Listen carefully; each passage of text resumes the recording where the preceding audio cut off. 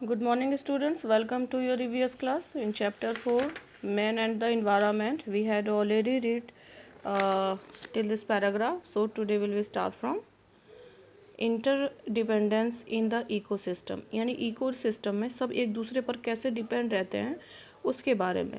There are four major part in an ecosystem. They are ecosystem में जो हमारे आसपास जो परिस्थिति होती है, परिस्थिति तंत्र होती है, उसमें चार मेजर पार्ट होते हैं। वो हैं द प्रोड्यूसर्स, जो निर्माण करते हैं, निर्माता होते हैं, एंड द कंज्यूमर्स, उपभोक्ता, उसको उपयोग करने वाला, द डीकम्पोजर यानी कि विघटित करने वाला, तोड़ने वाला, and the non living things यानी निर्जीव वस्तुएं।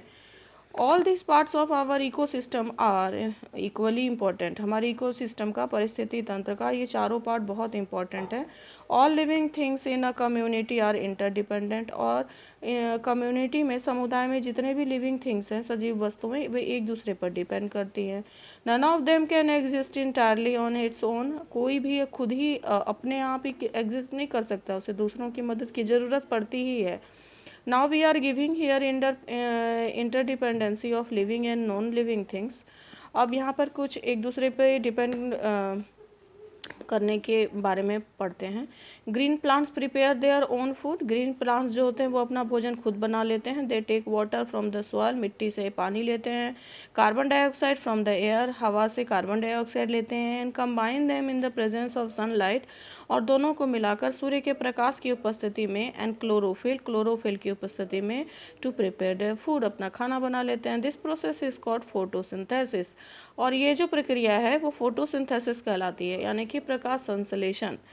Plants are called the producers. Producers कौन कहलाते हैं? प्लांट्स, क्योंकि प्लांट से हमें खाना मिलता है, भोजन मिलता है।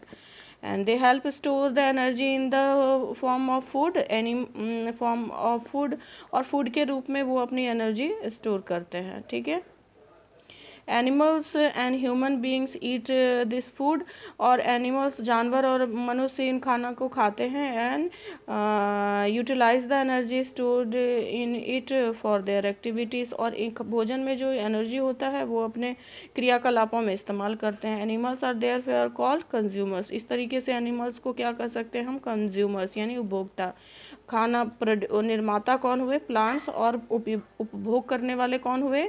animals and human being also. Okay, we get a variety of food. This is food from we get a variety of food from plants. हम प्लांट से तरह तरीके के भोजन को प्राप्त करते हैं। Scavengers are secondary consumers. जो स्कैवेंजर्स होते हैं वो दूसरे कंज्यूमर्स होते हैं, दूसरे स्तर के कंज्यूमर्स होते हैं।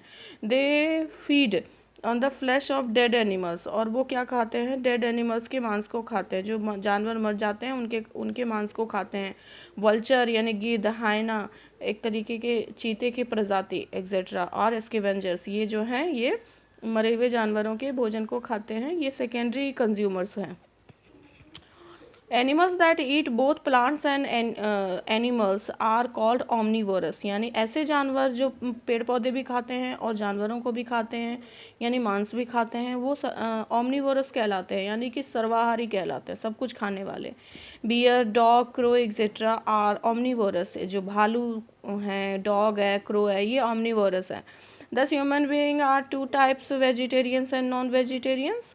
और मनुष्य में भी दो तरीके की प्रजाति होती है। एक होती है शाकाहारी, एक होती है मांसाहारी। नॉन वेजिटेरियन जो मांसाहारी होते हैं।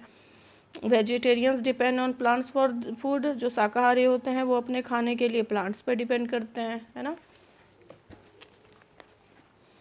People who eat the meat of animals besides the food for the plants are called non-vegetarians. ऐसे ऐसे मनुष्य जो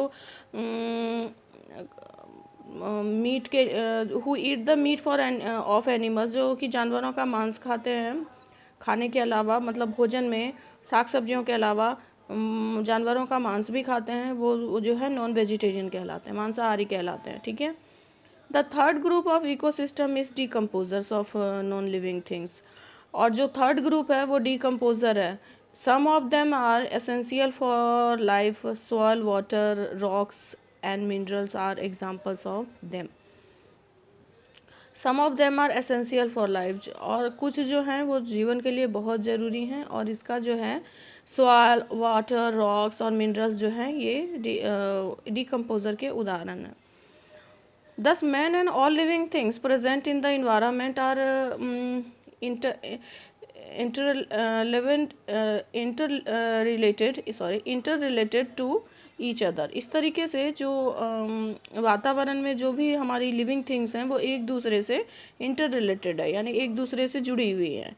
इन नेचर, प्रकृति में, living and non living things को एग्जिस्ट, प्रकृति में सजीव वस्तुएं और निर्जीव वस्तुएं दोनों एग्जिस्ट करते हैं, दोनों रहते हैं। They affect and depend on each other, वो एक दूसरे पे निर्भर भी करती हैं और एक दूसरे को प्रभावित भी करती हैं। Some simple food chain plants eaten by herbivores, buffalo, sheep, elephant etc। Plants जो हैं ऐसे एनिमल्स खाते हैं, और ऐसे जो शाकाहारी पशु होते हैं उनको क्या कहते हैं? Herbivorous. Plants eaten by omnivorous भी जो है वो प्लांट्स को खाते हैं, है ना। And sheep eaten by carnivorous यानी मांसाहारी। लायन, टाइगर, वुल्फ वगैरह जो है ये मांसाहारी हैं। स्मॉल कार्निवोरस कौन कौन है? Small carnivorous eaten by large carnivorous, यानी कि जो छोटे मांसाहारी पशु होते हैं ना वो बड़े मांसाहारी पशु द्वारा खाए जाते हैं।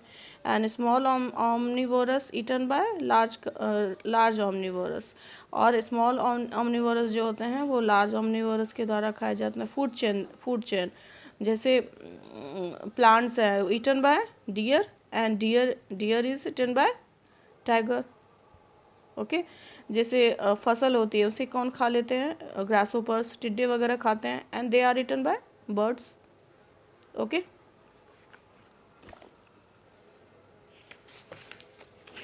now animals feed on the plants, और plants become the food of the animals। animals जो है वो plants खाते हैं, फिर plants जो है वो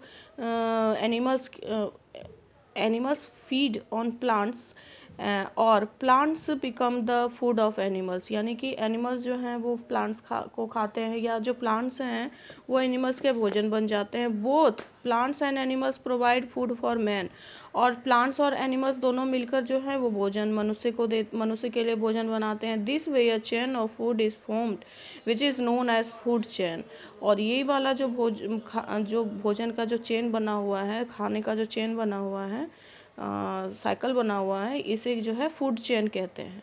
okay, it is also called the food web, इन्हें फूड वेब भी कहते हैं।